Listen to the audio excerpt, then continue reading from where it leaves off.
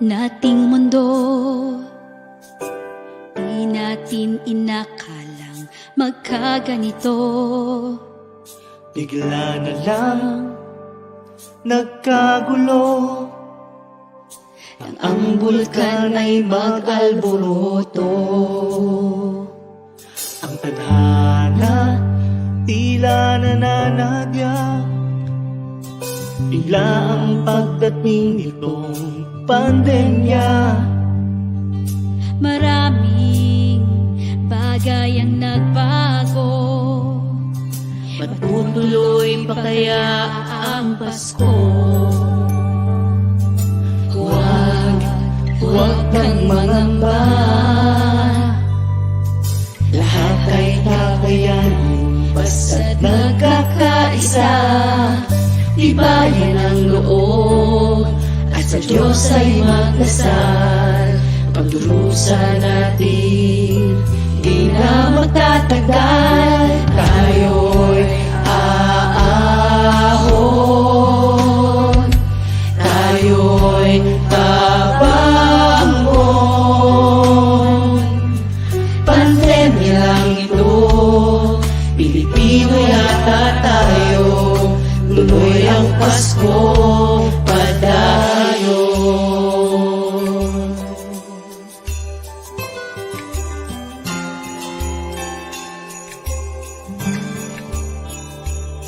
Sa pagsubok, tayo'y di bibigay. Sa umagang kay ganda, tayo'y maghihintay. Tamaan man tayo ng bagyo, kapit-bisig lang kaya natin to.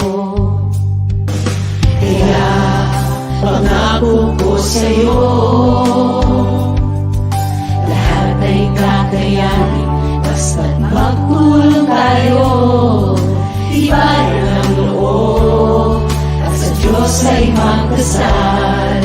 Pagdurusa natin, di na magtatagal. Tayo'y aahon,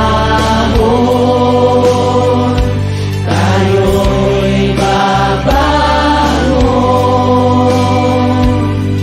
Pandemya lang ito, Pilipino yata tayo. Tuloy ang Pasko.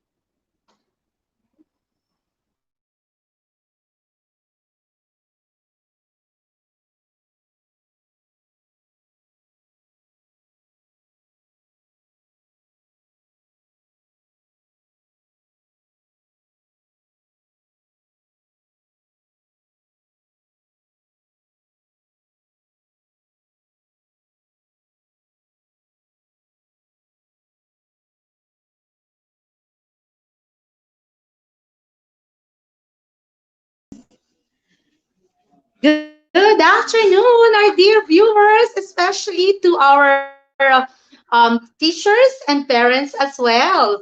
All right, so are you ready to learn something new today? Well, hindi ko na patatagalin. Please welcome Our tutor for this afternoon, no other than Sir Mark Anthony C. Nangangamot pa ako ng leeg. Hello, Gulat. Sir Hi, Mark. Good Ma'am afternoon. Joy. Ayan. Yeah. Hello.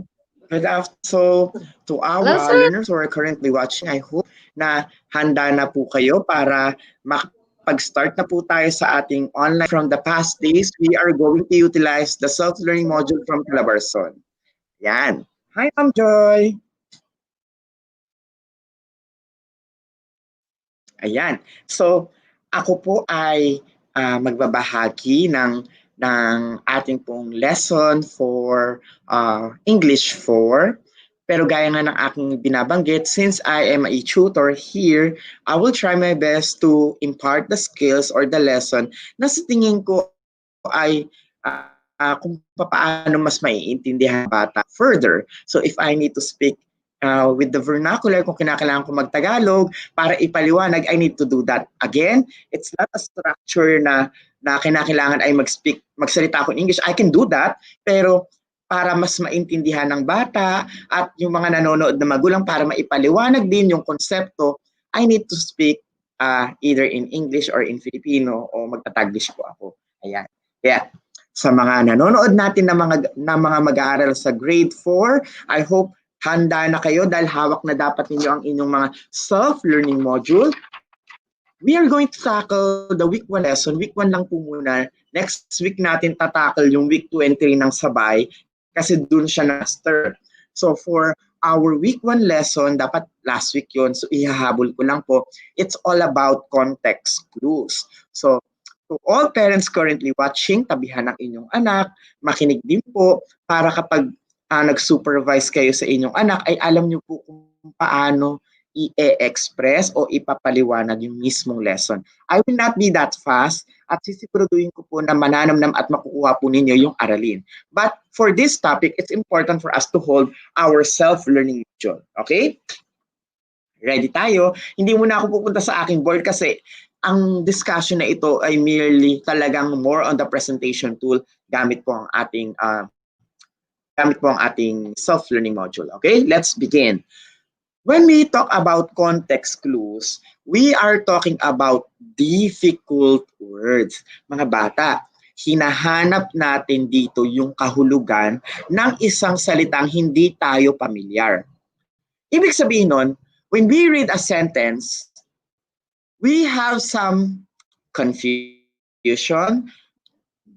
We don't know the meaning of a certain word. Pag hindi natin matukoy kung ano ang meaning nun, usually ang ating ginagawa, naghahanap tayo ng dictionary, we are looking for the meaning of that difficult word. However, if we have a dictionary on what should we do? We have the so-called the utilization or the use of context clues. When we use context clues, we can decipher and determine the meaning by simply reading the context in the sentence. And from there and then, we can determine of it. It requires tedious practice. It really needs, yung masasabi ko talagang wide reader ang isang tao para mahasa ang kanyang skill na ito. Context clues is very important. Why? Kunyari ako tatanungin, bakit important ang context clues? Pag kayo ay nagbasa ng mga news articles or magazine, may mga salita doon na mahirap intindihin. At kapag wala dictionary, pwedeng hindi mo maintindihan yung context. So, pero maiintindi mo ang context if you know how to use context clues. Kasi sa pagbuo po ng mga pangungusap o sentence, ang mga writers po ay kalimitan ginagamit po nila yung terminology na by definition and exemplification. Hay, ano yun? When we talk about definition, ibinibigay na as a context clue yung definition ng salita, yung meaning mismo. Sometimes, iba naman ang strategy o style dahil ginagawang exemplification. Pag sinabing exemplification, yun ay ang nagbibigay ng maraming examples para maintindihan yung meaning ng isang bagay. Okay? Sabi ng mga bata, ano daw? O ito, sabayan nyo. Definition. Ulit, definition. Pag sinabi nating definition, yung difficult word sa sentence, nandun mismo ang kanyang definition para maintindihan mo ang meaning. Kaya ang gamit ng context clues na yon ay by definition. Yun ang una. Yung pangalawa ay by exemplification. Sabihin mo nga, exemplification. Huwag mabubulol. Ako kahit tabingi pang ako, hindi ako nabubulol. O try natin na ulitin natin. Exemplification. Isa pa, exemplification. Ayan. Practicein lang ha. Ang exemplification, may mahirap na word doon sa ating sentence, pero binibigyan niya ito ng meaning sa pamamagitan ng pagbibigay ng mga examples. Para lubos na maunawaan yan, yung ibig sabihin ng context clues na by definition and by exemplification, lilipat ako sa whiteboard at magsusulat ako ng sentences at ipapakita ko yung difference nilang dalawa. Okay po ba yun? Sige, lipat na po muna ako.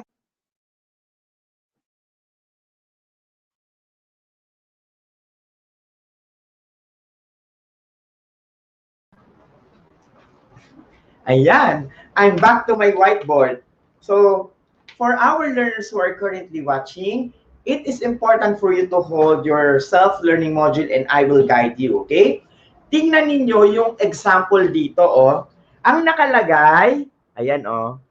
What are nocturnal animals? Itong part na to, babasahin ko. Tingnan niyo yung module, ah.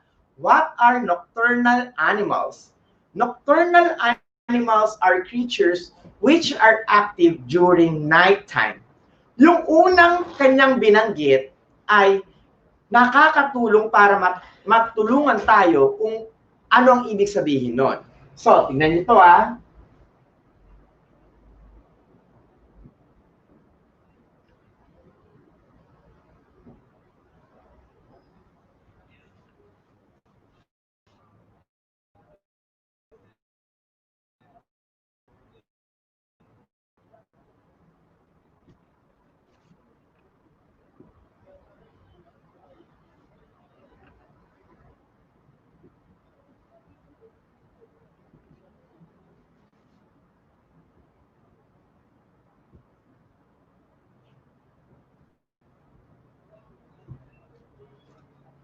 Sabi, nocturnal animals are creatures which are active during nighttime. Now, pag tinignan natin yung sentence na ito, ang difficult word natin dito ay ang salitang nocturnal animals. Yan. Yan yung difficult word. So yung bata, Sir Mark, hindi ko maintindihan ano ba ang nocturnal animals. Pag binasa mo yung sentence, nocturnal animals are creatures which are active during nighttime. Bibilugan ko to. Creatures which are active during nighttime. Ang kanyang ibinigay na klase ng context clues ay ang tinatawag natin na by definition. Kasi, ano ang nocturnal animal? Sabi niya, kahulugan, ito ay mga hayop na gising paggabi o active kapag gabi. Yon ay binigay na bilang kahulugan o definition. At yon ang makikita natin sa unang halimbawa mga bata. Nocturnal animals are creatures which are active during nighttime. What kind of example for context clues? It's by definition. Now we move on. What if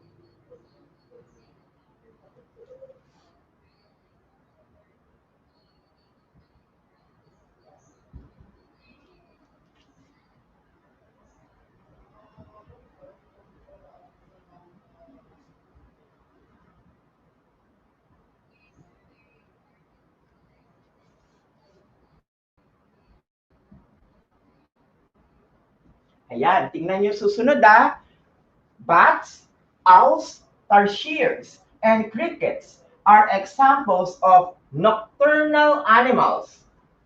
Based on this one, kakaiba ang kanyang pagbibigay ng meaning sa nocturnal animal dahil siya ay nagbigay ng mga examples. Bats, owls, tarsiers, and crickets. For us to determine the meaning of a nocturnal animal, dahil itong mga hayop na ito ay gising, kita, o active kapag gabi. Para bumalik sa ganong meaning. If the first one is by definition, ito ay nagbigay ng example, kaya ito ay tinatawag natin na exemplification.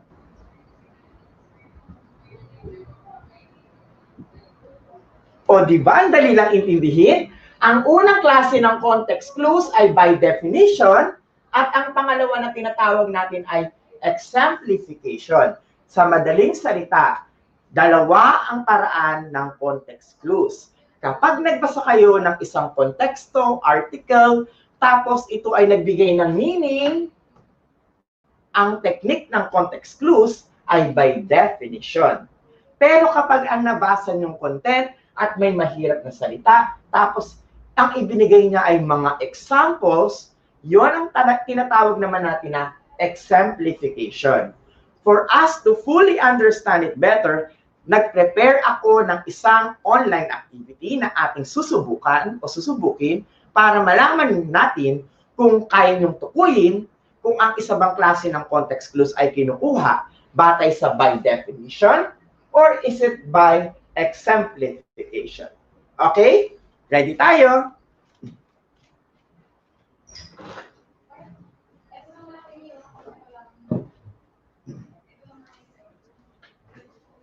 Ayan, so I'm back.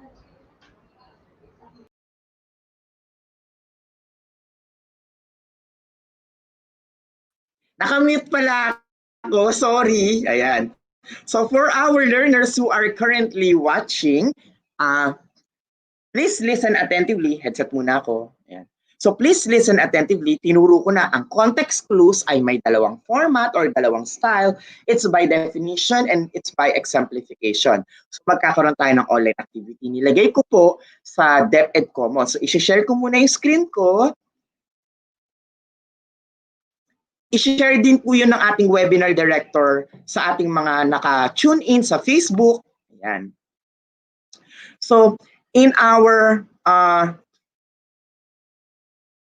ito po, in our DepEd Commons, you will see Context Clues Week 1, which is for English 4. You will see here the go-to link. Click that. And I have prepared an online activity, yung quiz activity natin. At tayo ngayon ay tutukoy, aalimin natin, Sir Mark, kaya ko ba yun? Kaya nyo yan, tandaan. Aalamin lang natin kung yung context clues ba ay ginamit natin ng technique na definition or exemplification. Doon muna tayo sa madaling parte. And then after that, i-guide ko kayo sa mas difficult pang part. Okay? Ready tayo. Let's put our name. And then after putting our name, click the word start. So for those who are watching online, i-share po dyan yung link ng ating pong online activity para makasagot po tayo. Okay? So, are you ready?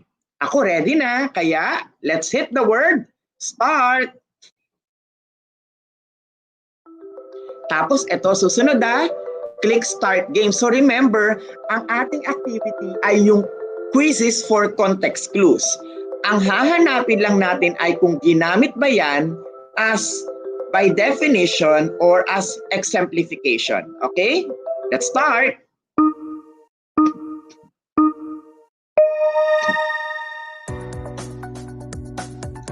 When I grow up, I want to be an entrepreneur like Henry C. of SM and Tony Tan Kakyong-tong of Jollibee. Ang ipinigay dito ay nagbigay siya ng example. Kaya yan ay exemplification. Ngayon, ano ang kasing kahulugan ng entrepreneur?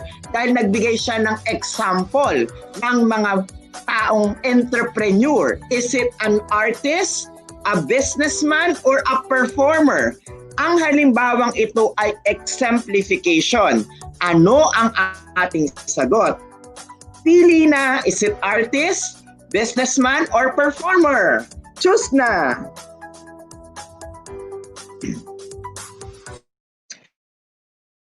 According to Edeline Alot Kuyog, businessman, let's see if that is the correct answer. Very good! Businessman is our correct answer. At nakita natin na kaya businessman ang sagot dahil nagbigay siya ng mga examples. We move to number 2. Rhea will study her modules in 3 learning areas such as English, mathematics, and science. Ito ay nakaguhit sa learning areas. Now, this is also an example of exemplification because it is giving us answers such as English, mathematics, and science. Examples yon or exemplification. Ano ang ibig sabihin ng learning areas? Is it topics, subjects, or lessons? Ano ang sagot?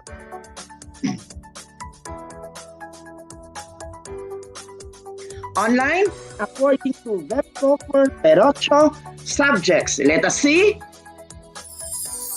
Correct! Tama ang iyong kasagutan dahil ang ibig sabihin ng learning areas ay subject. Ang binigay na example rito ay exemplification. Now we move on. As a catastrophic natural event, Super Typhoon Rolly devastated a large portion of the Bicol region. The underlined word is catastrophic. Nagbigay siya ulit ng example. Ang example niya, Super Typhoon Rolly. This is an exemplification. Question, what is the meaning of catastrophic? Disastrous, unlucky, or unpleasant? Choose your answer.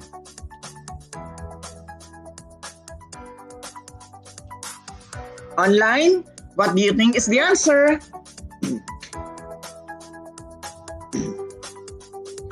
According to Rachel Joy Aquino and Jenilyn Calot Puyog, including Maria Melba, sabi nila, disastrous. Correct.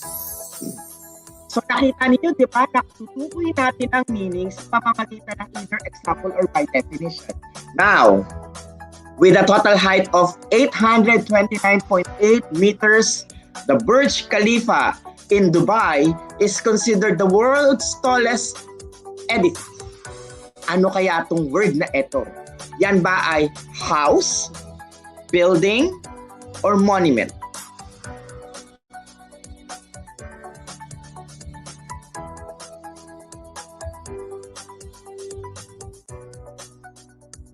Ano kaya ang meaning ng underlined word natin based on the given situation?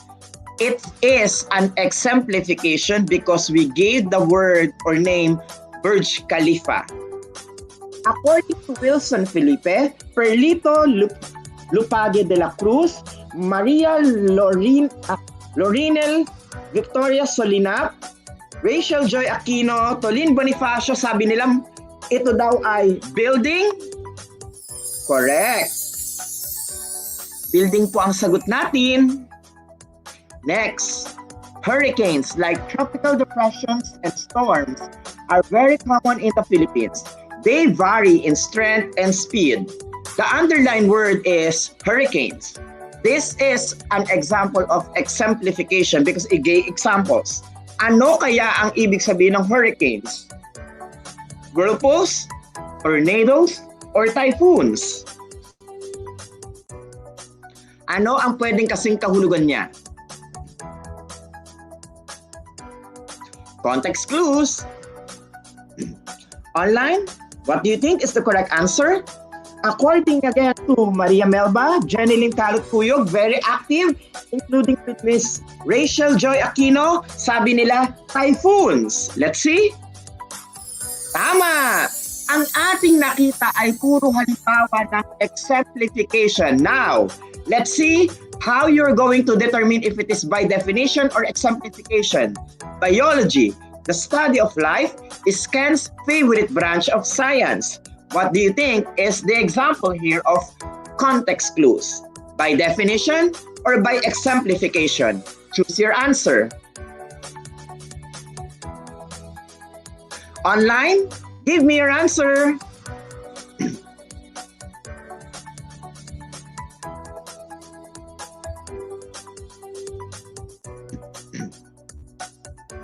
Again, biology, the study of life, is Ken's favorite branch of science. The underlined word is biology. Question, what type of context clues is this? Is it by definition or by exemplification?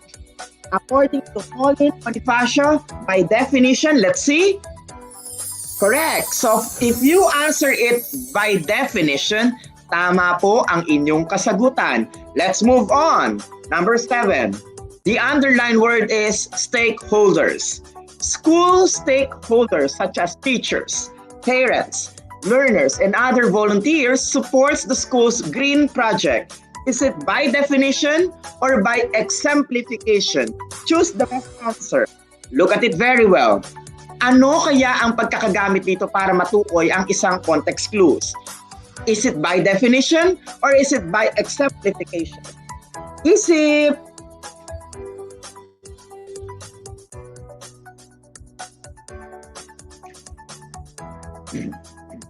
Online, what do you think is the answer? The underlined word is stakeholders. The question is it by definition or is it by exemplification?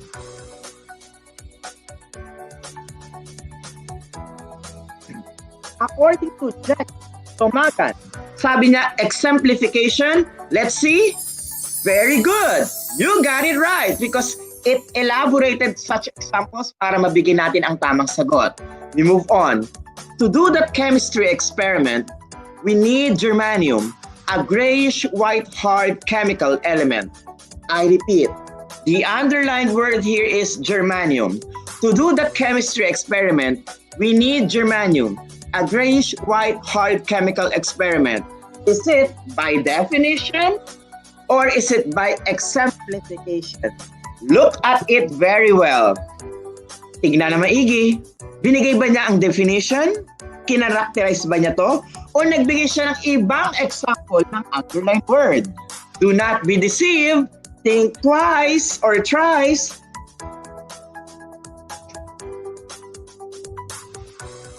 According to Tonicar Bastillada, it's by definition. Let's see.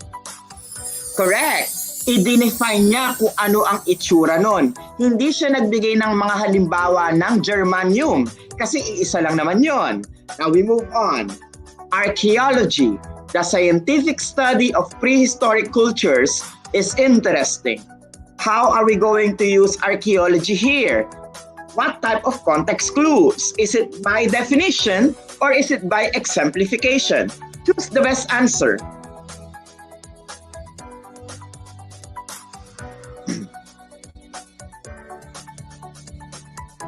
According to Vancouver Penocho, Colin Bonifacio, Babes Barrientos de la Paz, all of them mention that it is by definition, including Eya, walang sumbat, walang kasumbat-sumbat, it's by definition. Correct.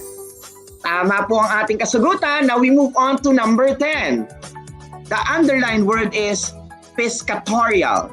Pescatorial creatures such as galunggong, tulingan, and tuna are common in the Philippines. By context clues, ano kaya ang kanyang halimbawa? Is it by definition or is it by exemplification? What is pescatorial? Give us your answer. Online, is it by definition or by exemplification? Go!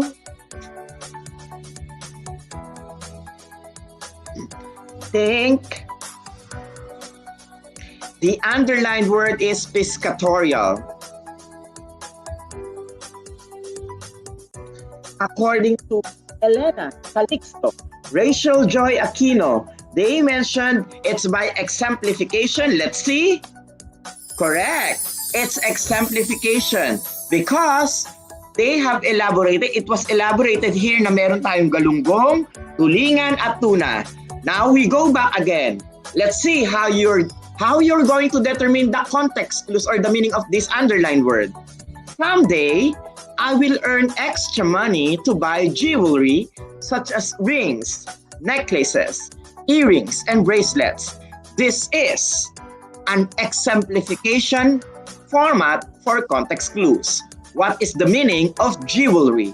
Is it accessories, utensils, or garments? Choose the best answer. Ang gagaling ng ating mga participants online. Very active.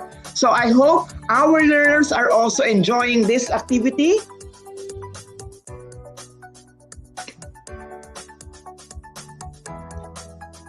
What do you think is the answer for jewelry? According to Tolin Bonifacio, Jenilyn Calot Cuyog, sabi nila, accessories. Let's see. Yes, you got it right. Tama po. Dahil ang ginawa natin ditong klase ng context clues ay exemplification for us to determine the correct answer. Next, we move on to number 12. Mang Juan repaired my wardrobe for my new garments such as dresses, blouses, robes, costumes, and other outfits. What do we mean by garments? Is it accessories, kitchenware, or clothes? Determine the correct answer.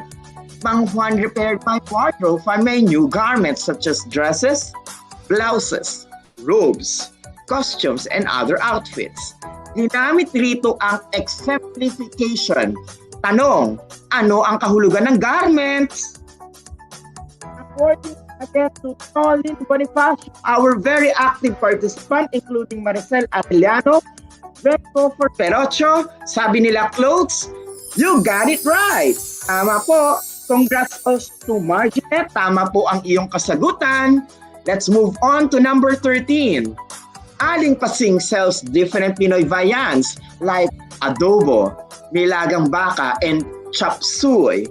What do we mean by viands? Is it desserts, dishes, or crackers? Determine the correct answer. Again, Aling Pasing sells different Pinoy viands like adobo, nilagang baka, and chop suey. Is it desserts, dishes, and crackers? Or crackers? Choose na po. Ito ay gumagamit ng exemplification dahil nagbibigay siya ng halimbawa. Ano kaya ang viands? Sa Tagalog, ulam. Ano kaya ito? According to Audrey Alves, Tolin Bonifacio, Elena Calixto, MG Torrejas, Marjonette, and Vemco for Perocho, sabi nila, yun daw ay dishes. Tama! Magaling, magaling, magaling. Clap. Now we move on to number 14. Conclave, a gathering of cardinals to elect a new pope, is one of the highly celebrated occasions in the Roman Catholic religion. When we talk about conclave, is it party, rally, or meeting? If you try to look at it, the underlined word conclave is used as a definition. Ginamit ang style ng context clues for definition. Now, what is conclave? Is it party, rally, or a meeting? Online, give us your answer.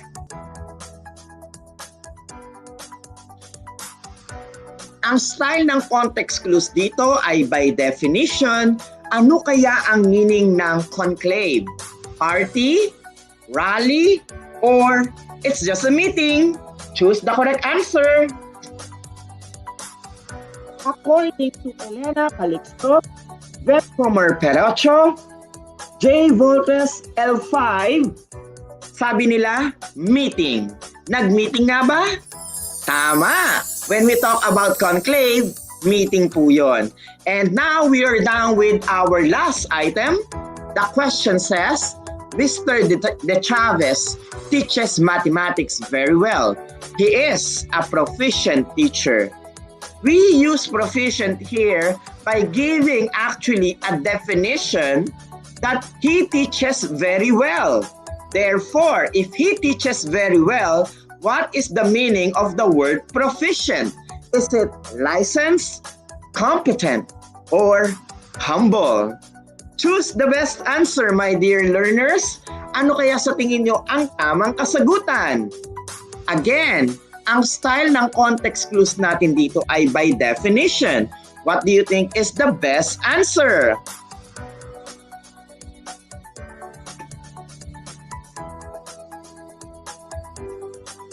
Online, what do you think? According to Edna Parasigan, Tolin Bonifacio, they said actually competent. Include natin si Jeneline Calot Cuyog and Marjonet. Let's see. Very good. And because of that, I would like to congratulate all of you because you did a great job. So to all of our learners who have actually tried it out at Natuwa, you can actually check that one in the Adapted Commons. Pwede nung paulit-ulit na laruin. At yan mismo, ang tanong at page 9 ng inyong self-learning module. Ibig sabihin, nasagutan na natin. That's how easy it is. Context clues help us to actually determine the meaning of a difficult word. Context clues can be either as a by definition, or binibigay siya as by definition, or as an exemplification for us to determine what's the meaning of the difficult word. My dear learners, if in case that you have seen na medyo or nagkamali ako ng pagtuturo, or yung nanonood po, do not hesitate to comment so that we will also correct kung sakaling pong may mali po sa aming mga impormasyon na ibinigay. Ating tatandaan, ang tao ay nagkakamali, walang taong perpekto, pero sa bawat pagkakamali ay pwede nating itama sa pamamagitan ng pagiging tapat, sa pagiging brave. Kasi wala namang tayong magagawa kundi i-accept kung sakaling may mali. Kagaya sa pagtukoy sa context clues. Gaano man yan kahirap, gaano man kahirapin ang isang bagay, kung nagkamali tayong matukoy ang meaning nun, mahahanap natin ang tunay na kahulugan nun if we try our best to determine if it is by definition or by exemplification. You just need to trust your instinct. Lahat ng tao ay may talino. Lahat ng tao ay may angking galing. At nagsisimula yan sa pagiging wide reader. If you are a wide reader, context clues will be very easy. So for our learners who are currently watching, please love reading books. If you will start learning how to read books, you learn how to love it, ibig sabihin nun, you are now ready to be a leader. Because a very good leader is a wide reader.